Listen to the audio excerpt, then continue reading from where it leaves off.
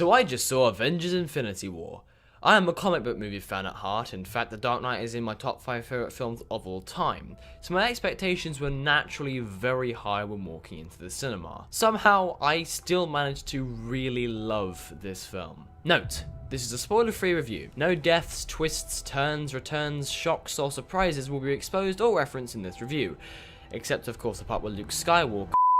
Let's start with the good things. This film manages pacing very well. Things never get boring and the time spent viewing consistently correlates with story progression in a way that makes viewing both rewarding and exciting. Speaking of excitement, the action scenes were above par and all delivered in terms of living up to the fandom's fantasy. This was due to the fact that unlike many Marvel films, almost every scene had stakes and most actions carried out felt as if they were done so with weight and purpose rather than just two large figures slugging each other into rocks. A focus was put on strategy when in combat, which was far more compelling than the formulaic basis by which many superhero fight scenes operate. The aforementioned fandom also had a lot to sink their teeth into in the capacity of character moments, as there are lots of both dramatic and subtle moments of character interaction during this 160-minute thrill ride. The looming overtones of death and closure makes the entire film come off as very tense when viewing. This tense nature was backed up by the well-delivered characters which were easy to care about. Speaking of characters, in some departments this film did a very good job at juggling all the characters it had at its disposal into a cohesive narrative without it feeling messy and cluttered.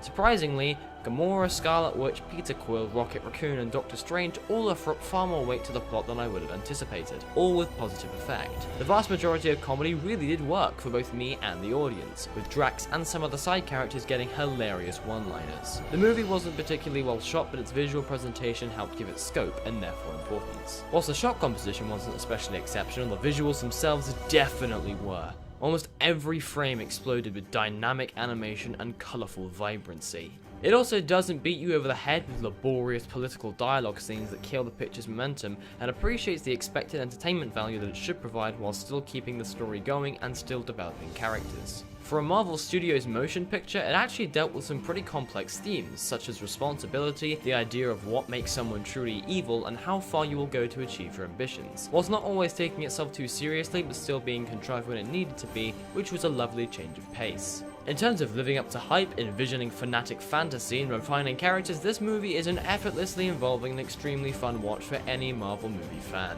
The film was not perfect, however. While it did do a good job with balancing character inclusion, people such as Spider-Man, the Winter Soldier, and Black Panther all felt somewhat underutilized. Some of the comedy could feel rather forced, though this was a minority of it. Whilst most of the movie did a good job of presenting its occurrences with consequence, the first major death of the film felt void of impact, which was disappointing as the character that died was a personal favourite of mine throughout the MCU.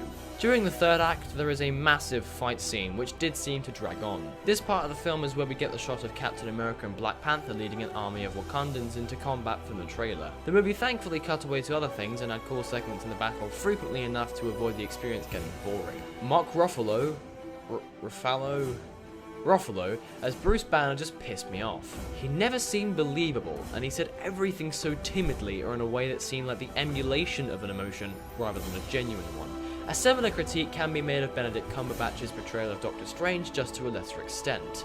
I just never got a characterful edge from his speech in the same way I might from Captain America or Tony Stark. Some deaths could be hard to care for, as we didn't see much of their characters in this film. Some scenes that were shot in darker environments were poorly lit, and this came off as a genuine mistake rather than the stylistic intention of the Russo brothers. This could have been because I saw it in 3D, but I'll probably need to see the 2D release to make sure this critique is well founded. The ending was highly dramatic as expected, but a tad insulting.